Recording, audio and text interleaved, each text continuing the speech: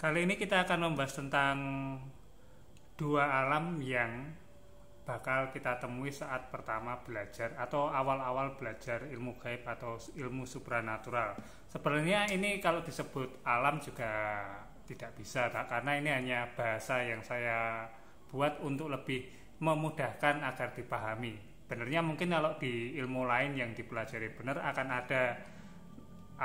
ada beneran nama khususnya, tapi ini menurut sesuai pengalaman pribadi yang selama ini saya alami, jadi saya simpelkan biar mudah dipahami ya. Jadi mohon maklum kalau ada yang ini anunya ini ternyata namanya ini bukan alam, ya nggak apa-apa, itu bebas karena setiap ilmu mempunyai teori dan nama masing-masing, dan setiap ilmu pasti berhubungan kok. Jadi saya open tentang segala nama atau kritik, bebas, silahkan. Anda juga harus bisa memahami bahwa ilmu supranatural itu luas, bahkan ketika Anda belajar tidak dari buku, tidak belajar ilmu yang Anda pelajari, tapi si A itu belajar ilmu C, Anda belajar ilmu A, tapi ketika dibahas atau dipraktekkan itu bisa sama. Itu namanya luasnya ilmu supranatural, saling melengkapi. Oke? Jadi ketika belajar ilmu gaib, kita akan sering berserempetan atau berdekatan dengan yang namanya alam gaib yang isinya juga makhluk-makhluk gaib. Nah, itu yang akan sering menjadi pokok masalah, dimana kalau yang namanya orang belajar awal-awal atau pemula baru masuk, itu akan banyak godaannya. Godaannya bukan hanya dari jin atau setan, tapi bisa jadi dari dirinya sendiri. Yang pertama adalah ketika dia sudah menapaki alam bayang-bayang, alam bayangan. Nah, alam bayangan ini akan lebih tepat jika Anda seperti melihat sebuah wayang. Anda akan bisa melihat bayang-bayang dari balik tirai. Anda akan bisa melihat sosok. Anda akan bisa melihat tangannya bergerak, mulutnya bergerak, rambutnya terurai atau semacamnya. Tapi Anda tidak bisa secara jelas melihat bahwa itu makhluknya adalah ciri-cirinya seperti ini, warnanya ini, sorot matanya ini. Ya, Anda tidak bisa melihat itu. Anda hanya melihat bayang-bayang. Dan itu paling sering terjadi, bahkan bukan hanya pada pemula, bisa jadi ke tingkatan di atasnya itu bisa saja masih seperti itu. Kenapa? Ya itulah tadi, kalau mau difokuskan untuk melihat, jatuhnya ke ilmu terawangan. Nah, makanya ilmu terawangan kadangkala antara praktisi 1 dan praktisi 2 atau 4, 5, 6, 7 bisa berbeda-beda wujud, tapi pada dasarnya sama, sosoknya benernya itu. Cuma karena melihat masih di alam bayang-bayang, maka melihatnya mereka tidak secara jelas. Nah, sisanya kok bisa seolah-olah melihat, ini adalah ratu ini.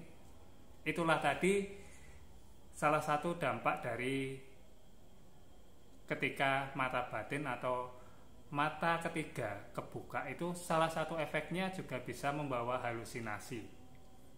Seperti itu. Jadi kenapa bisa jadi halusinasi? Benernya mata batin atau mata ketiga itu bukan halusinasi, tapi itu adalah kapasitas manusia, itu ada batasnya. Manusia tidak bisa melihat, tidak bisa membaca, tidak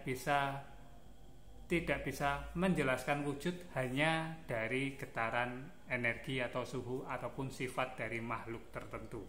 Jadi ketika manusia itu merasakan hawa, energi, mendengar suara, atau merasakan perasaan dari sosok, dari bayang-bayang di balik tirai itu, maka otaknya akan bekerja. Kalau sosoknya seperti ini, biasanya suaranya seperti ini, wujudnya biasanya seperti ini, sifatnya seperti ini. Nah, itulah tadi yang nanti bisa jadi halusinasi dan diperkuat oleh intuisi. Ketika intuisi juga mulai terganggu oleh halusinasi, maka terjadilah yaitu tadi, seolah-olah dia melihat ratu atau apa, benernya bukan ratu. Tapi itu adalah proses ketika harus melihat yang benar, dia harus bisa tahu tata cara terawangan yang benar. Nah, itu bagi pemula ataupun yang terjebak dalam alam bayang-bayang. Dia bisa melihat tapi tidak secara gamblang, masih tertutup oleh tirai. Itu yang nomor satu, yang proses wajar. Itu proses wajar karena itu pasti dilalui atau dilewati jika mau dilewati. Cuma kadang-kadang ada orang yang tidak mau melewati karena berbagai macam hal, besok akan saya bahas. Yang kedua adalah ini yang benernya tidak bagus.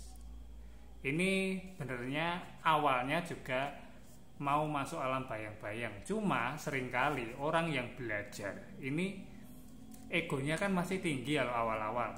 Dia seolah-olah bisa melihat. Nah, yang seperti tadi awal-awal itu keterbatasan manusia. Dia tidak bisa melihat, tidak bisa menggambarkan sosok apa atau sifat atau bagaimana makhluk tersebut, hanya berdasarkan melihat energi, getaran hawa, getaran aura atau semacamnya. Jadi maksudnya nanti ke permainan otaknya tadi itu menggabung-gabungkan, kalau seperti ini pasti nanti gini-gini, seperti itu. Simbolik-simboliknya itu permainan otaknya, ya kan. Jadi halusinasi. Benarnya ini proses yang wajar, ya, proses yang wajar bagi orang belajar itu pasti akan melewati itu. Saya juga dulu seperti itu hal yang sangat wajar. Jadi jangan berkecil hati. Cuma yang menjadi masalah adalah ketika Anda berada dalam lingkungan yang tidak tepat atau Anda memiliki pembimbing yang tidak tepat. Makanya seringkali saya bilang kalau mau belajar itu minimal punya pembimbing atau punya komunitas yang tepat. Sebab ketika Anda tidak punya komunitas atau pembimbing yang tepat, Anda akan selalu terjebak dalam dunia cermin tadi. Nanti lama-lama yang namanya dunia cermin ini, alam cermin ini, Anda hanya akan melihat apa yang ada dalam diri Anda sendiri, bukan lagi di alam bayang-bayang. Anda tidak akan bisa melihat makhluk gaib hanya dari bayang-bayangnya saja, malah bukan itu, tapi apa yang Anda pikirkan.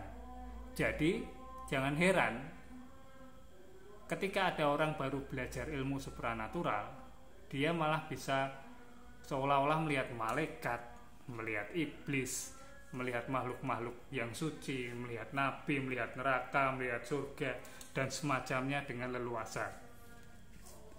Seperti itu. Jadi itulah yang berbahaya. Anda akan masuk dalam dunia cermin.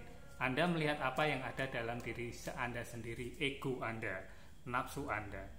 Jadi kan sering Anda melihat orang baru belajar, baru bisa, langsung tiba-tiba bisa mengalahkan Nyai Roro Kidul. Padahal beneran ada nggak sih Nyai Roro Kidul saja nggak tahu. Terus dia bisa manggil Semar, manggil dewa ini, manggil malaikat, manggil segala hal. Itu dia masuk dalam dunia cermin, dunia pantulan dari dalam dirinya sendiri. Nah, bayangkan ketika satu orang itu berada dalam lingkungan yang sama seperti itu, bagaimana dia bisa keluar? Tidak bisa keluar kecuali dia bisa sadar dan diberikan jalan keluar. Nah, itu tadi simpelnya. Anda tinggal milih mau proses wajar atau masuk dalam alam cermin. Proses wajar itu ketika Anda udah masuk bayang-bayang, maka Anda harus teruskan belajar. Nantinya Anda akan bisa melihat dengan jelas alam gaib itu seperti apa, makhluk gaib itu seperti apa. Tidak seperti yang Anda bayangkan lah pokoknya. Terus kalau masuk dalam dunia cermin, ya semoga Anda mendapatkan komunitas yang tepat. Dan sekian dulu, besok akan saya bahas dalam kenapa terawangan bisa beda-beda dan apa yang harus disepakati dan tidak disepakati. Besok akan saya bahas. Sekian dan mohon maaf kalau ada kurang-kurang kata. Kalau ada komen atau pertanyaan silahkan tulis, nanti akan saya jawab semampunya.